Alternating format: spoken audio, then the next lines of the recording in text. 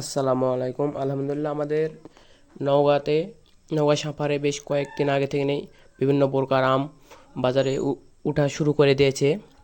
তার মধ্যে রয়েছে গুটি, ন্যাংরা, খিরসা, নাকফজলি, আদার্স অন্যান্য। আমরা আমাদের গাছগুলো থেকে আজকে নাকফজলি আম পাড়ার কাজ শুরু করলাম, যেহেতু এগুলো বাজারে নিয়ে যাওয়া লাগবে, পেকে গিয়েছে। বেশ কয়েকজন মিলে আমগুলো পাড়তেছিলাম। বড় গাছ, অনেক সময় লাগতেছে, বাজারে নিয়ে যাওয়া লাগবে। আমাদের এগুলো আমাদের প্রায় এবার বিষ খরচ অনেক কম দিয়েছি, বিষ অর্গানিকে প্রায় বলা যায় আমগুলো,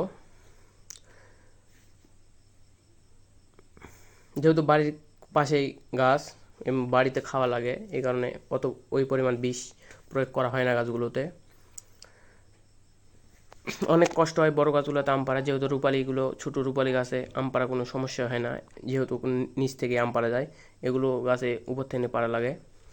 কিছু ঘন্টার মধ্যে আমগুলো সম্পূর্ণভাবে পাড়ার পর এই ক্যারেটজাত করে বাজারে নিয়ে যাওয়ার উপযোগী করি। যেহেতু আমাদের সাভারে এইদিকে ক্যারেটের প্রচলন রয়েছে, অন্য অন্য জায়গাতে কানসাট বা সাতক্ষীরাতে টুকরি বা ঝুড়ির মাধ্যমে আম নিয়ে যাওয়া হয়। অবশ্যই কিছু ঘন্টার মধ্যে আমরা বাজারে চলে এসেছি। আমগুলো মাপা শেষে ঢেলে দিলাম।